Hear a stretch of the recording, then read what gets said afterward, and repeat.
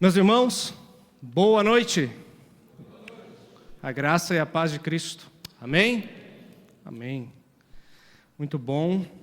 Mais uma noite de adoração, mais uma noite de louvor, mais uma noite de comunhão. Bom é estarmos aqui reunidos mais uma vez para esse compartilhar de vida, compartilhar de fé, compartilhar de graça, de misericórdia, de salvação, entre as nossas vidas e compartilhar principalmente da união que nós temos em Cristo Jesus. Sejam todos bem-vindos, Deus abençoe a vida de vocês, aos nossos visitantes também, Deus abençoe a vida de cada um. As portas da nossa igreja estão sempre abertas para recebê-los da melhor forma possível.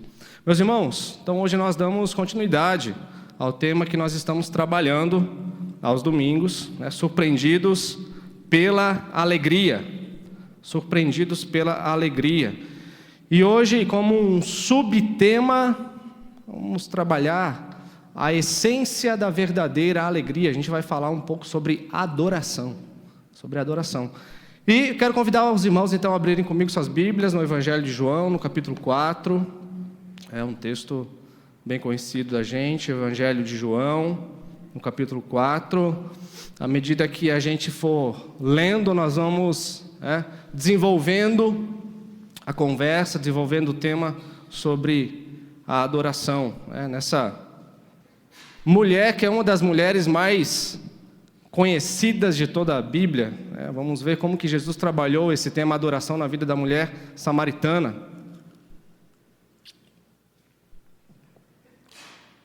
A essência da verdadeira alegria.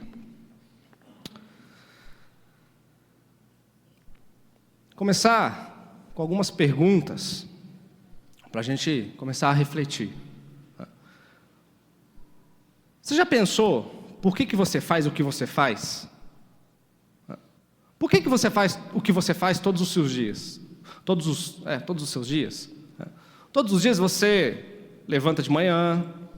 Uns gostam de levantar de manhã, outros nem tanto, mas levantam, porque levantar de manhã e ir atrás dos seus compromissos faz parte da vida adulta. Nem sempre a gente faz aquilo que gosta, mas eu espero que no final da nossa conversa a gente possa chegar à conclusão de que nós precisamos fazer aquilo que gostamos, porque isso tem tudo a ver com adoração. Mas alguns gostam, outros não gostam de levantar muito cedo. Por quê? Por que você levanta todos os dias de manhã e vai atrás das coisas que você vai atrás todos os dias, faz as coisas que você faz todos os dias? Por que todos os dias nós estamos no meio desse frenesi, dessa loucura que parece que vem como um furacão, abraça a gente, Só que o furacão ele é diferente. O vento do furacão joga as coisas para longe, mas vamos fazer de conta que é um furacão diferente. É um furacão que vem e traz a gente para o interior dele. E ele sai rodopiando, ou um tornado, sai girando, e você parece que você não consegue se desgrudar desse frenesi, dessa loucura, dessa coisa que te abraça todos os dias. É o trabalho, é o estudo, é o curso de línguas estrangeiras, você precisa fazer hoje inglês, alemão, francês, italiano, mandarim, você precisa estudar um monte de coisa, é a faculdade, é o doutorado, é o pós-doutorado, são concursos, é estabilidade financeira, é comida, é roupa, é casa, são filhos. São coisas corriqueiras, coisas que fazem parte do nosso cotidiano, coisas que fazem parte do nosso dia a dia, são coisas normais, mas que parece que às vezes elas não se tornam tão normais assim. Parece que às vezes essas coisas cotidianas elas ganham um grau de dificuldade a mais na nossa vida, não é verdade? Essas coisas cotidianas parece que às vezes elas não é só um grau de dificuldade a mais, mas é um grau de monstruosidade a mais. Essas coisas corriqueiras do nosso dia a dia, normais, perdem a sua normalidade, viram coisas anormais e muitas vezes nos assustam. Muitas vezes nós estamos diante delas, nós arregalamos os nossos olhos porque elas nos assustam. E por quê? Por que nós fazemos o que fazemos? Primeiro, porque nós temos necessidades, não é? A gente precisa se alimentar, a gente precisa se vestir, a gente precisa de calçado, a gente precisa de casa, a gente precisa de meios de locomoção, a gente precisa desenvolver na vida, a gente precisa crescer. Segundo, porque nós temos um anseio inato, faz parte da nossa natureza, por satisfação. Nós temos um anseio inato por alegria, por felicidade, e nós travamos uma luta diária pela nossa alegria, pela nossa felicidade, como se a felicidade dependesse de todas essas coisas corriqueiras que nós fazemos no nosso dia a dia. Então nós tratamos a felicidade como o nosso bem mais valioso, como o nosso bem mais precioso. Lembra daquele bichinho lá do Senhor dos Anéis? Que ele olha para aquele anel no seu dedo e diz, né, my precious, né? Quanta preciosidade. A alegria para a gente é isso. A gente coloca a alegria, sabe, numa redoma, numa caixa aí, e a gente protege com a nossa vida. E ai de quem tentar vir contra a minha alegria, vir contra a minha felicidade, porque se a minha alegria for roubada, a minha felicidade for roubada, se foi a satisfação, se foi o prazer de viver, as coisas saíram da forma como eu tinha ordenado, mas tudo precisa estar dentro dos meus planos, as coisas corriqueiras, as coisas cotidianas, mesmo às vezes me assombrando cada um de vocês, mesmo nos assombrando às vezes, a gente faz de tudo para que nada saia da ordem que a gente estabeleceu, porque delas depende a nossa satisfação, a nossa alegria. Mas por que nós somos assim? Por quê? Que mesmo com todo esse drama que às vezes a gente vive no dia a dia, e talvez um drama mais por teimosia nossa do que necessariamente por necessidade, por que nós somos assim? Sabe, meus irmãos, uma boa resposta para isso nós vamos encontrar lá em Gênesis 2:7. Lá em Gênesis 2:7, Deus, a palavra de Deus vai dizer assim para a gente: então o Senhor Deus formou o homem do pó da terra e soprou em suas narinas o fôlego da vida. Então o homem passou a ser alma vivente. Olha só que interessante. Diz a palavra de Deus, diz o texto bíblico que Deus sopra o fôlego de vida, que forma o homem do pó da terra, sopra em suas narinas o fôlego da vida, então o homem passa a ser Nefesh Hayah. Nefesh Hayah, a palavra que a gente traduz por alma vivente. Então há uma dinâmica bem interessante nesse texto de Gênesis 2:7, porque esse texto de Gênesis 2:7 está dizendo que ele diz muito mais respeito ao ser do que ao ter.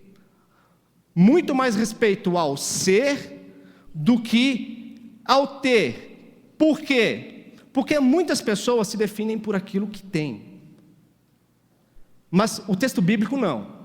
O texto bíblico define o ser humano não por aquilo que ele tem, não pelas propriedades que ele possui, mas por aquilo que ele é. É por isso que esse texto de Gênesis 2:7 é o tratado bíblico que define, que conceitua o ser humano. Não por aquilo que ele tem, mas por aquilo que ele é. Então o texto não diz que o homem passou a ter, bem cascavelense mesmo, né? Não passou a ter, mas passou a ser.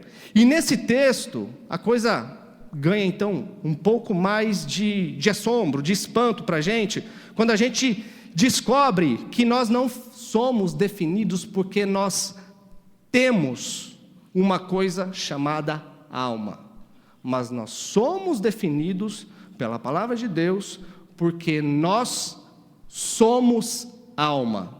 Entenderam? Nós não temos alma, não é assim que a palavra de Deus nos define, mas nós somos alma. E essa palavra, que eu disse antes, que é Nefesh Hayah, e o homem passou a ser alma vivente, Nefesh Hayah, ela é complexa de ser definida. Não porque ela é difícil de ser traduzida, mas é porque ela traz consigo muitos significados. Mas nesse texto exclusivo, lá de Gênesis 2:7, essa palavra ela é usada para definir um órgão do nosso corpo. Um órgão do nosso corpo. A garganta. A nossa garganta. É como se o texto estivesse dizendo, e o homem passou a ser garganta. Mas, olha só que interessante, trazer isso para o nosso dia a dia. Por exemplo, como que a gente constantemente tenta exemplificar exemplificar um conceito que é difícil de se explicar. Por exemplo, quando alguém chega para você e diz assim, olha, o seu filho é desse jeito porque você vive passando a mão na cabeça dele. Isso não quer dizer que você fica ali, o dia inteiro, passando a mão na cabeça do seu filho. Ou se alguém chega para você e diz assim, nossa, como você é linguarudo. Não quer dizer que você tem uma língua muito grande, mas a gente usa esse tipo de figura de exemplos para a gente conseguir explicar conceitos que são extremamente importantes, mas que são difíceis talvez a gente dizer de uma outra maneira. E a Bíblia, quando pensa na alma, ela trabalha de um jeito bem parecido. Por exemplo, quando a gente está com fome hoje, o que a gente faz? Normalmente, a gente coloca a mão onde? Barriga. Pode significar duas coisas, ou que você pode estar passando mal, mas geralmente a gente usa, nossa, que fome que eu estou, parece que eu estou com o estômago vazio.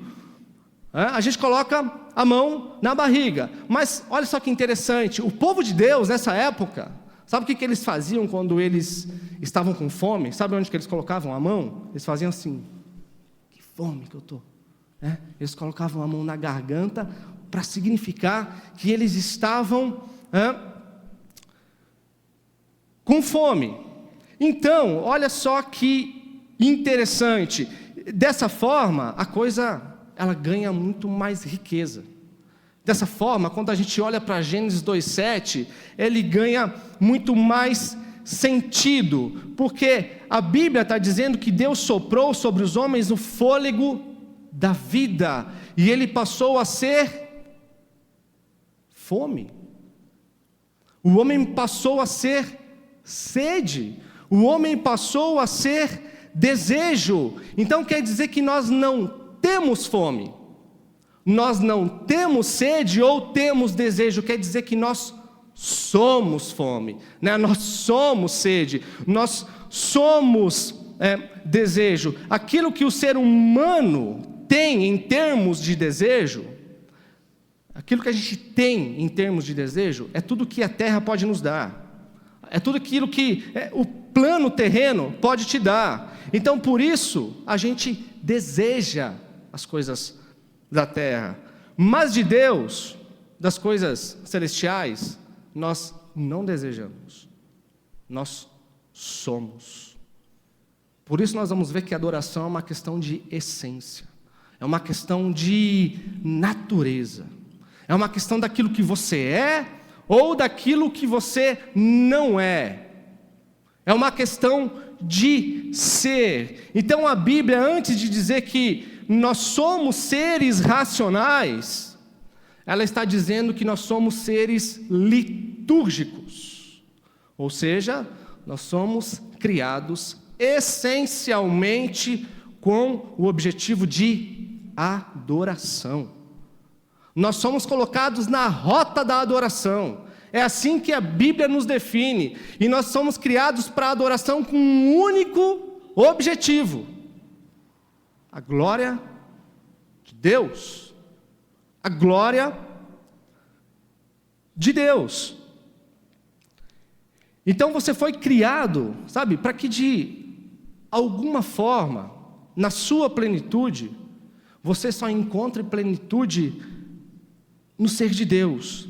Por isso que tudo aquilo que você tenta colocar nesse ser que você é, vai ficar chacoalhando, sabe?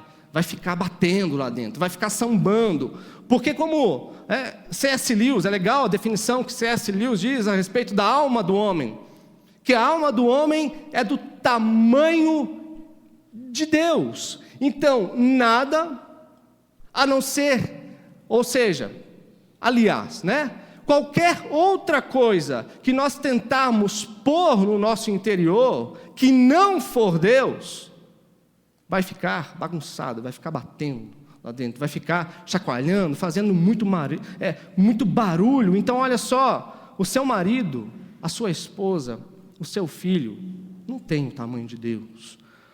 O seu emprego não tem o tamanho de Deus. A sua casa, o seu carro, a sua poupança, o seu time de futebol, a sua empresa, as suas mãos, os seus talentos, os seus pés, tudo aquilo que você pode ter aqui, não possui o tamanho de Deus. Então só Deus é compatível com o tamanho da fome que você é, porque foi Ele que fez a fome que você é. Ele que fez a fome que você é. Então existem dois planos: o plano da fome que nós somos e o plano da fome que nós temos. Nós temos sede de água. Então Deus cria uma coisa chamada água para a gente matar a nossa sede. Mas nós somos sede de Deus. E o que Deus faz? Ele oferece a si mesmo. Ele se dá a si mesmo, porque só Ele pode ser o fim último de todo o desejo que nós somos. Portanto, a definição que Deus nos dá de ser humano nas Escrituras é uma definição que nos coloca, como eu disse antes, na rota da adoração. Não tem como ser diferente. E que a adoração, ela tem a ver com vida, ela tem a ver com realidade, tem a ver com o nosso dia a dia, com tudo aquilo que a gente faz, com aquilo que a gente é. A adoração, ela não pode ser na vida de um cristão, de um filho de Deus, que tem a sua essência transformada pelo Espírito de Deus, apenas um interlúdio na sua vida. Ou seja, apenas um intervalo semanal de 1h30, 2 horas, onde você para e volta para a realidade e você adora. Não, mas a adoração na vida de um cristão, ela tem a ver com o dia a dia, com a sua jornada, com tudo aquilo que você realiza desde a hora que você, na verdade, até dormindo o cristão adora. Porque até dormindo nós estamos confiando na abundante graça e misericórdia de Deus sobre as nossas vidas. Até dormindo nós estamos confiando que Deus está cuidando das nossas vidas enquanto nós descansamos. Então a adoração tem a ver com o que nós somos, com a nossa essência, com a nossa identidade, com o nosso eu. Por isso que a idolatria, ela é desumana. A idolatria, ela nos desumaniza. Ela tira a nossa identidade. Ela tira a nossa definição original. A idolatria, ela nos deforma. Por exemplo, ela faz com que o nosso desejo de ter as coisas, por exemplo, dessa terra, ela faz com que a gente queira pegar um oceano inteiro e pôr dentro de um copo de água. É impossível de fazer isso. Ou ela faz com que a gente queira pegar todas as estrelas que existem no firmamento, nos céus, e por dentro de uma caixa de sapato. A idolatria faz querer que a gente veja o impossível em termos de grandeza, de infinitude, de beleza em apenas um instante, um segundo das nossas vidas. Por isso, meus irmãos, olha só, que hoje nós temos grandes templos de adoração espalhados em todas as cidades do mundo. se não todas, quase todas. Sabe qual que é o nome desses centros de adoração? Shopping center. Shopping center. E dentro desse shopping center existem vários altares de adoração. Sabe qual que é o nome desses altares? Vitrines. Vitrines. Porque é ali diante de uma vitrine que você para, que você fica contemplando. Aquele Deus, aquele ídolo que está ali, aquela figura que você tanto deseja. Ou talvez isso já ficou até mais acessível para a gente hoje. Você não precisa ir no shopping, você não precisa ir no calçadão, diante das vitrines, você não precisa ir para uma loja, no seu celular. Quando você faz uma pesquisa, por exemplo, no Google, e você coloca lá, pega o Israel aqui, sapato número 47, tal. E todas as vezes que Israel entrar no Facebook, entrar no Instagram, entrar nas redes sociais, sempre vai ter uma promoção ali de sapato número 47 de camurça, que ele quer comprar. Nada contra, tá, Israel? Estou fazendo uma brincadeira com Israel, tá, gente?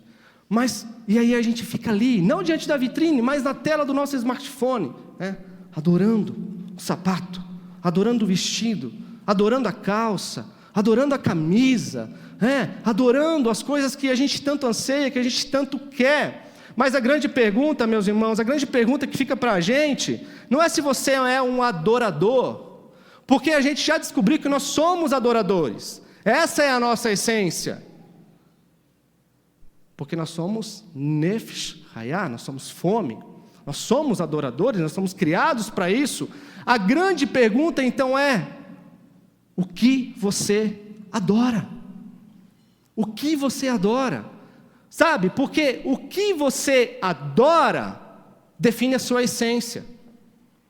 E aquilo que define a sua essência vai definir sua alegria, vai definir o seu contentamento, vai definir a sua felicidade, vai definir a sua satisfação, vai definir o seu dia, vai definir o porquê que você faz as suas correrias do seu dia, o porquê que você levanta tão cedo, mesmo contraditado, mesmo contraditório a isso, muitas vezes.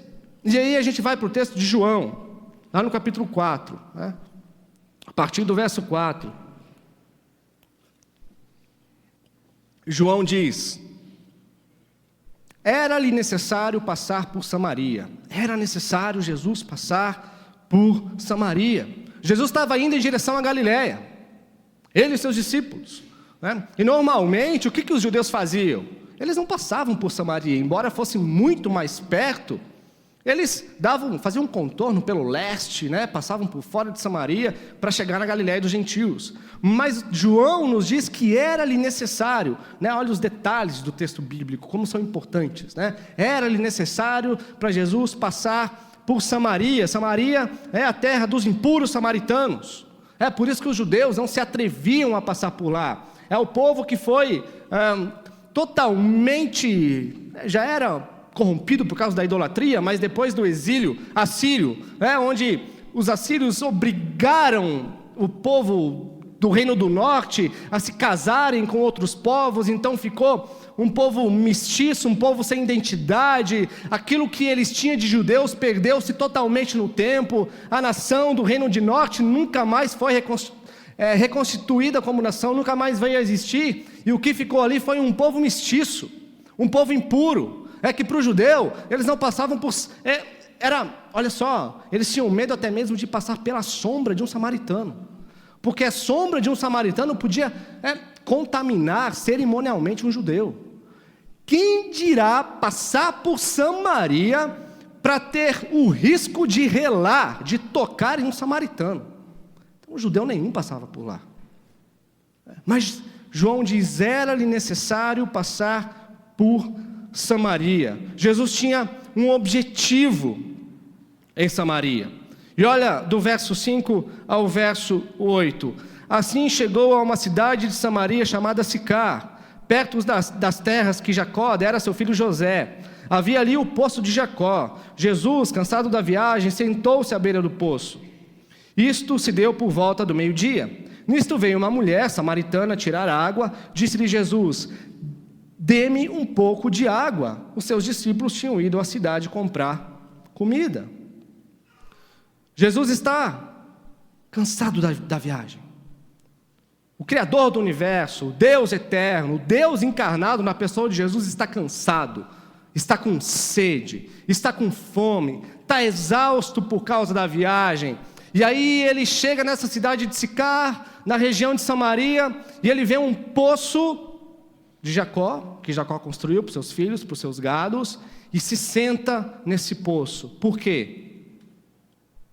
Porque ele quer matar a sua sede? Não. Porque, como a gente vai ver, como ele vai falar para os discípulos depois, a minha comida e a minha bebida é fazer a vontade do meu Pai. Então Jesus não se senta ali para matar sua sede física.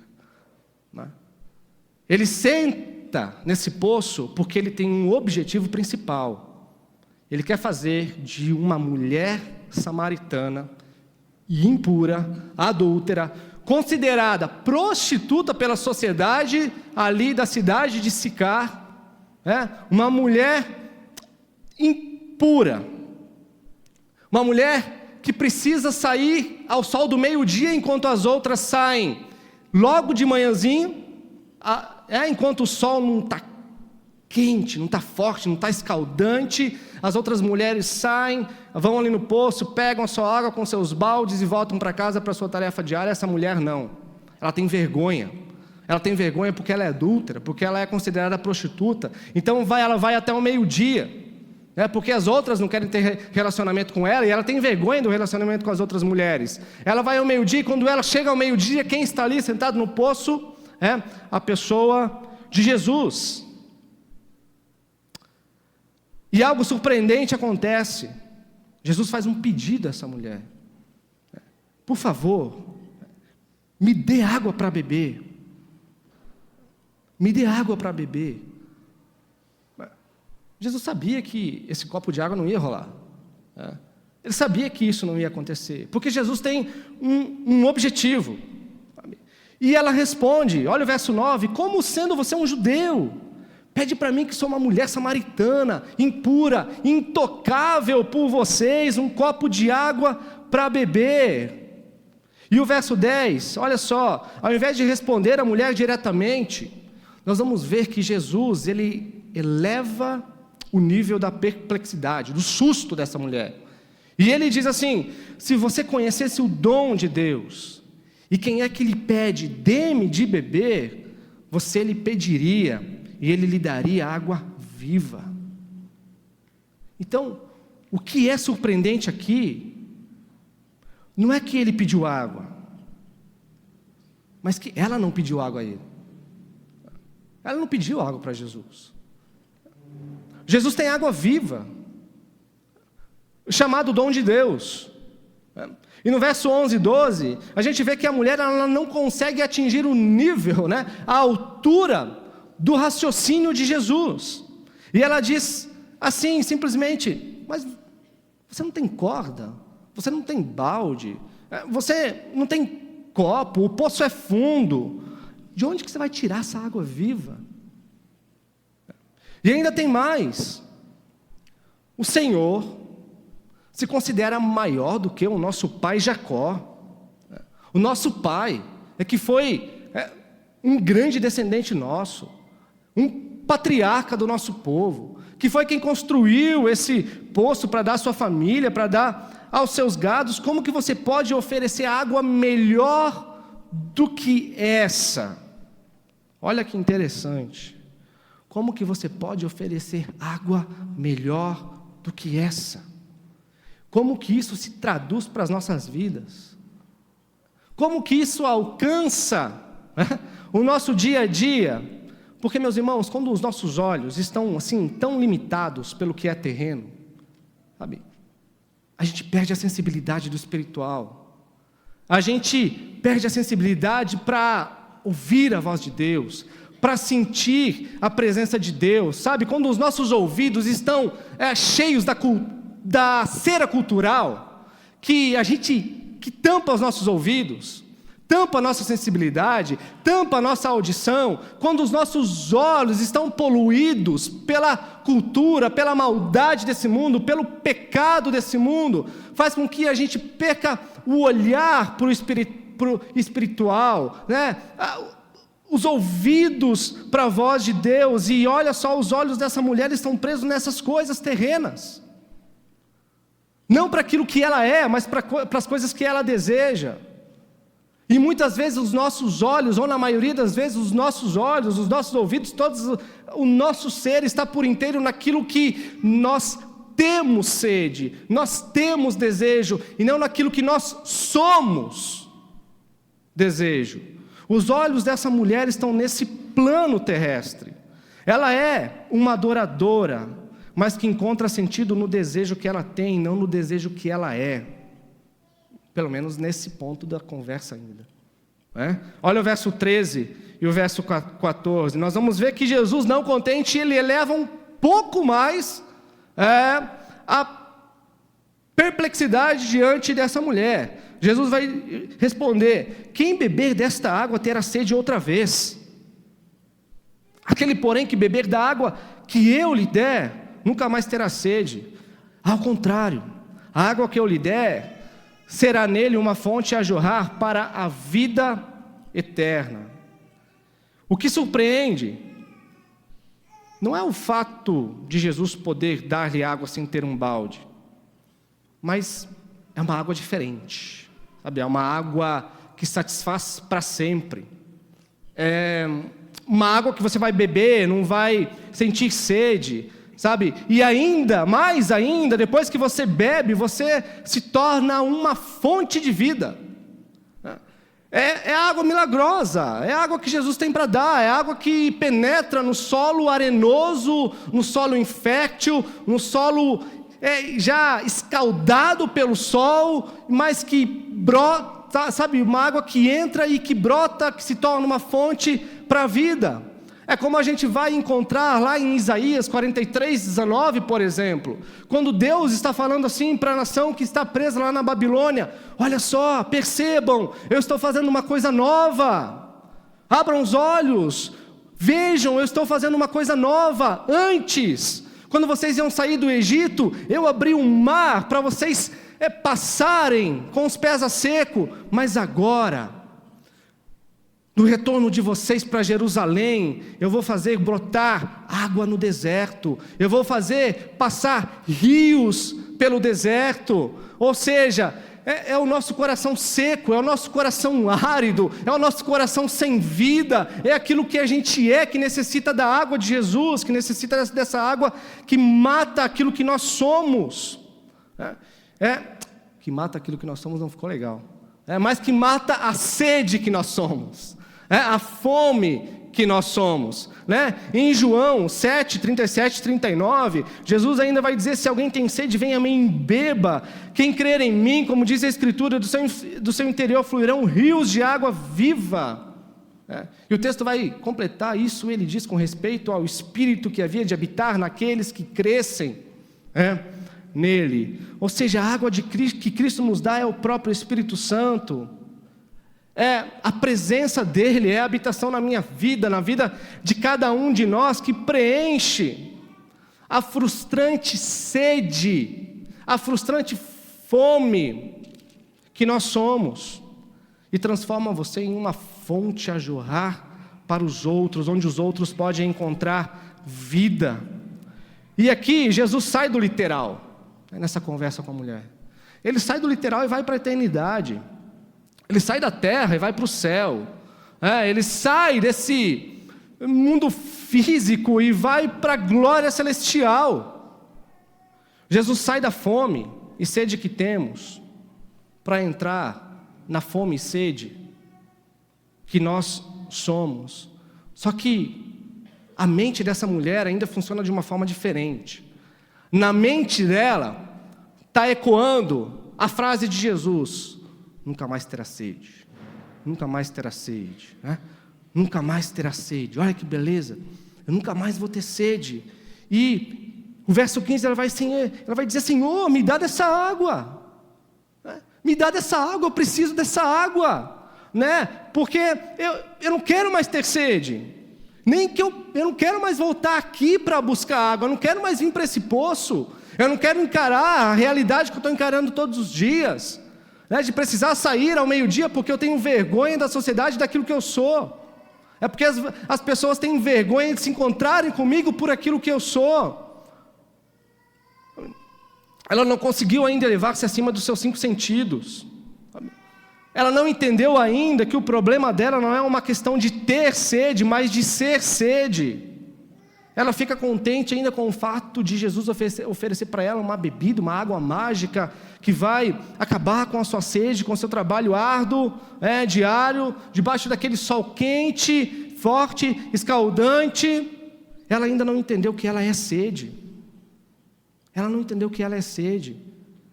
Muitas vezes nós não entendemos que somos sede. Aqui, talvez, existem pessoas ainda que não entenderam que são sede. E quando a gente não entende que nós somos sede, nós procuramos uma religião que acabe com os nossos problemas. Essa mulher, ela não entendeu que o seu maior problema não é o que ela tem, o que ela deixa de ter, mas é o que ela é, o que ela deixa de ser. E quando nós não entendemos isso também, nós procuramos uma religião apenas para que nos dê alívio. Um alívio psicológico, um alívio moral, um alívio social. Sabe, que às vezes, venho no domingo, ufa, agora a semana estou motivado. Cumpri com o meu dever, cumpri com a minha obrigação. E a gente vai ver que dever e obrigação não tem nada a ver com adoração. Uma religião que acabe com os nossos medos emocionais e psicológicos. Não que a verdadeira religião de Jesus Cristo não possa fazer isso, mas ela não é só isso, ela não se reduz, ela não se limita a só isso. A religião de Jesus não é a religião que oferece a solução para os problemas, para aquilo que você tem ou não tem, mas é a religião que busca mudar aquilo que você é, que está preocupado com a sua essência. E adoração tem a ver com essência, com aquilo que somos, com aquilo que fazemos integralmente, 24 horas por dia. No verso 16, Jesus diz: vá, chame seu marido e volte. Por que Jesus fala isso? Vá, chame seu marido e volte. Por quê? Porque Jesus sabe qual é o caminho mais fácil para o nosso coração, que são as nossas feridas, que são as nossas dores, o nosso pecado, os nossos erros. E a conversa continua. Verso 17 e 18, nós vamos ver. Ela responde para Jesus: eu não tenho marido. Jesus diz: é verdade, você não tem marido, porque você teve 5 maridos e não é casada com o homem com quem você vive agora. Certamente aquilo que você diz é verdade. E o verso 19 e 20, ela vai responder: olha, vejo que o Senhor é um profeta.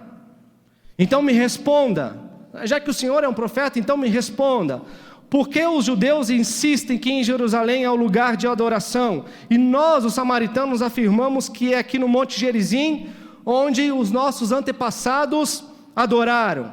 Olha só, a samaritana, ela tem uma percepção incrível de Jesus, porque ela viu que Jesus tem uma percepção incrível. Ela viu que Jesus tem uma leitura correta da realidade, das pessoas, inclusive dela. Mas, ao invés de andar na direção que Jesus indicou, ela toma uma outra direção. Ela vai para uma conversa acadêmica agora. Ela entra numa controvérsia aqui teológica. Por quê? Porque essa mulher foi apanhada em seu pecado. E é que nem... Já viram um animal quando cai numa armadilha?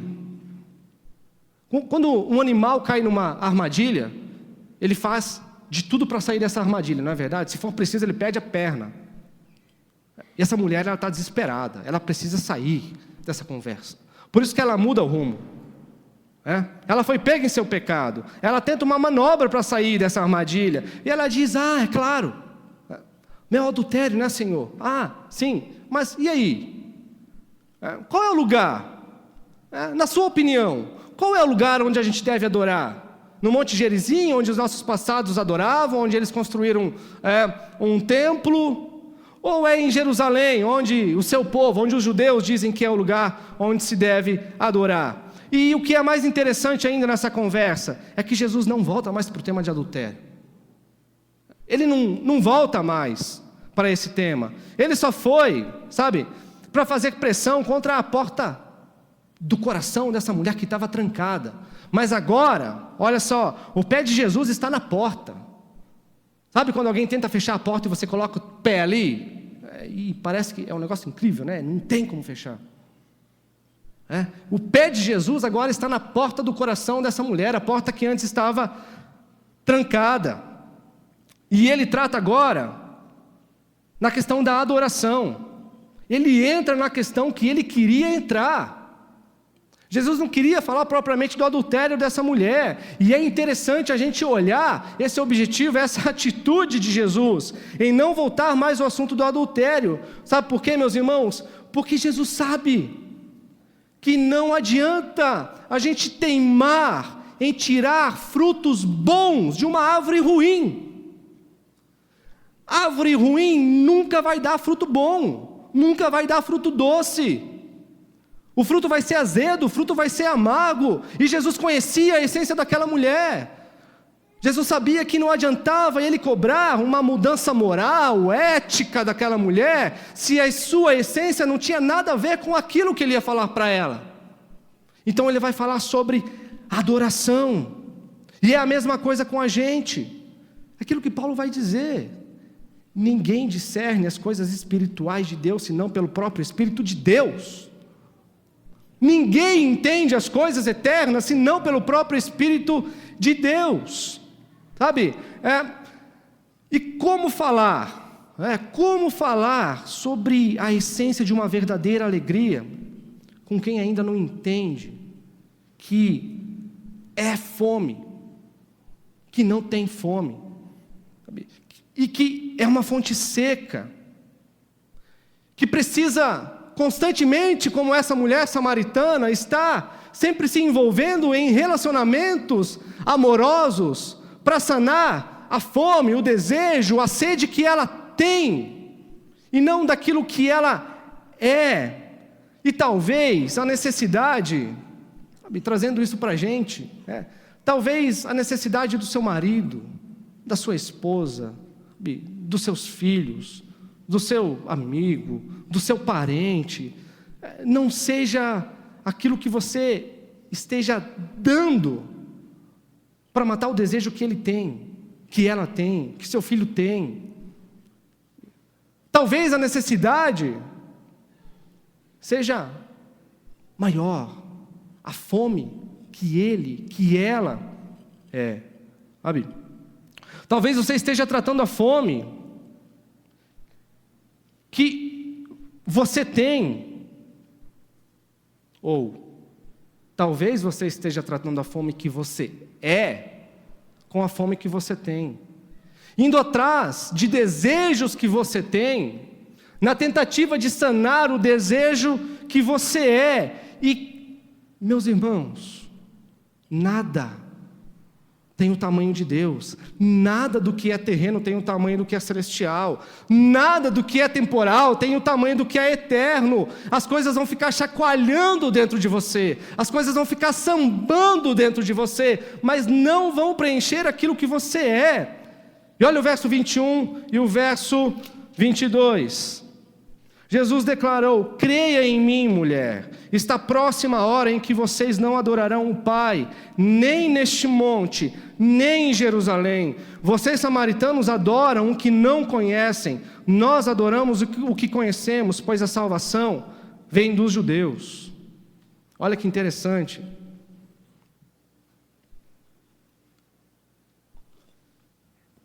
Jesus está falando para essa mulher que nós podemos adorar a Deus em vão, em qualquer lugar. Seja em Jerusalém, seja no Monte Gerizim, seja nesse templo, que nós chamamos de igreja, seja em qualquer outra igreja espalhada por Cascavel, pelo Brasil, pelo mundo, nós podemos adorar a Deus em vão, em qualquer lugar. Como Deus disse, esse povo se aproxima de mim com a sua boca e os seus lábios, mas o seu coração está longe de mim. O seu coração está longe de mim. Então a questão não é onde adorar, mas como adorar.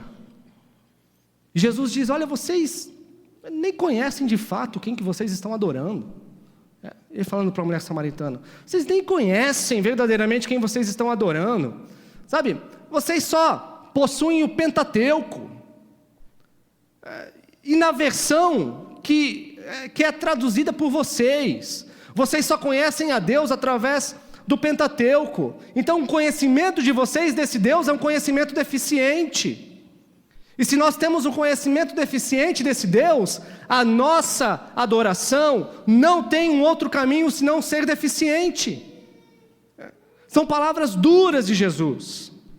Mas quando vida e morte estão em jogo, a gente precisa ser franco com quem for.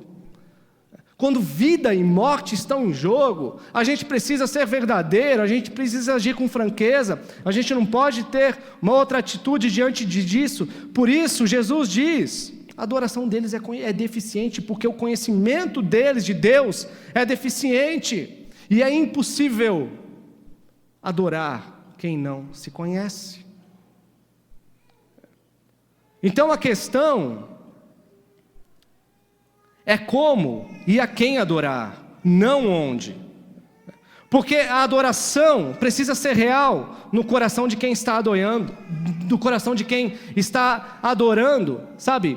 E apoiada numa percepção, numa visão correta de quem é Deus. Para isso é preciso espírito e é preciso a verdade.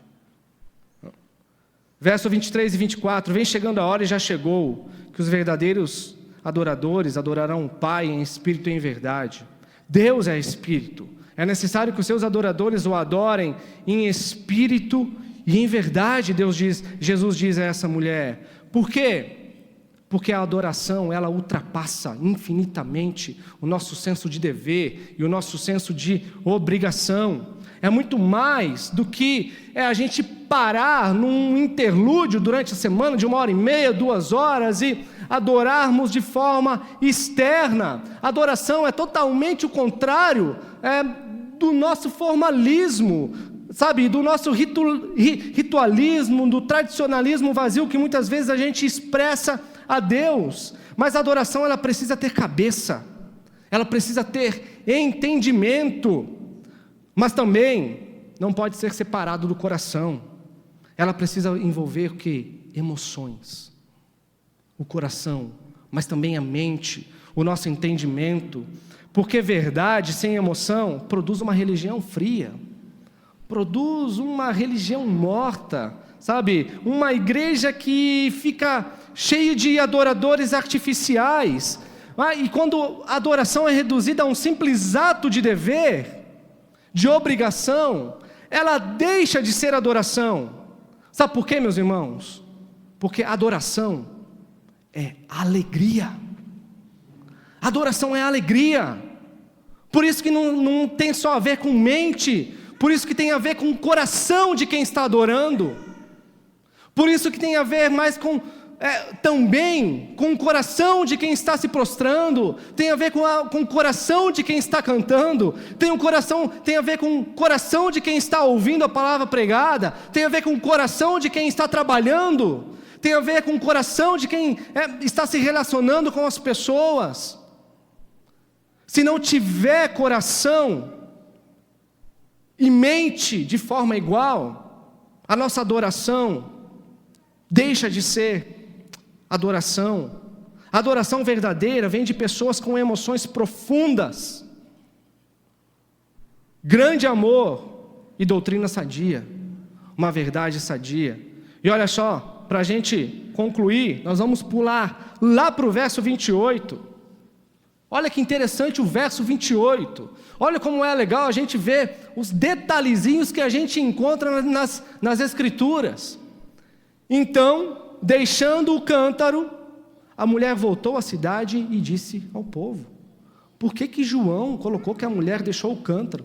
Por que João não podia dizer, então a mulher foi à cidade anunciar o povo sobre a sua descoberta, sobre o Messias, sobre o Salvador que ela acabou de ver na sua frente? Por que João diz que ela deixou o cântaro ao lado do poço de Jacó? Porque o campo de interesse dessa mulher mudou. O campo de interesse dessa mulher trocou de chave, mudou de essência. O campo de, foi transformado o campo de interesse dessa mulher. Ela deixou de lado a sede que ela tem, porque ela entendeu a sede que ela é. E o que ela foi fazer? Adorar na cidade. Ela foi adorar na cidade. Ela pegou as suas mãos, ela pegou os seus pés, ela pegou a sua mente, ela pegou o seu coração, ela pegou todo o seu ser, deixou ali a sede que ela tinha, passou a ser sede, e foi adorar na cidade como uma fonte viva a jorrar para os outros. Adoração tem a ver com fonte viva, com essência daquilo que nós transferimos às outras pessoas. A adoração tem a ver com aquilo que com Cristo que nós levamos para as outras pessoas. Tem a ver com o nosso ser integral, com tudo aquilo que a gente é. Por isso que a adoração não pode ser reduzida a um formato, apenas um ato externo. Não é uma obrigação que nós temos que cumprir. A adoração não é dever. Se a adoração for dever, se a adoração for obrigação pela tua parte, deixou de ser, está deficiente. Um ato de adoração é vão e fútil quando não vem do coração. Isso está implícito nas palavras de Jesus à mulher samaritana. A adoração precisa estar necessariamente ligada à essência de quem adora, porque aí as coisas que a gente faz ganham sentido. Porque aí, quando você levantar, quando você ir atrás, fazer as suas correrias do seu dia, buscar as coisas que você precisa buscar, aí as coisas vão fazer sentido. E aí você vai entender que a adoração não é um interlúdio semanal, mas que a adoração é tudo aquilo que você faz. Porque a tua essência é de adoração. A tua essência é de adoração. Mas fica a pergunta: você é um adorador? Independente daquilo que você pensa, você é um adorador. Porque isso é o que você é. Nefesh Hayah. Garganta, fome, sede, desejo. Mas qual é o seu desejo? Qual é a sua fome? O que você adora? Uma coisa as Escrituras nos dizem: nós somos criados como adoradores, com o objetivo de adorar o nosso Deus, com o objetivo de glorificar o seu nome, porque assim nós ganhamos sentido de vocação e missão. Vocação, nós sabemos de onde nós viemos, quem nos criou, nós sabemos por que nós estamos aqui, e nós sabemos para onde estamos indo. E a nossa missão é entrar na história desse Deus e deixar que Ele atue através da nossa vida. E aí a essência da verdadeira alegria vai fazer parte da minha vida e da sua vida. Amém? Que o Senhor nos abençoe. Que o Senhor traga essa palavra, essa verdade ao meu e ao teu coração, e que nós possamos realmente refletir. O que eu adoro? O que você adora? Vamos orar?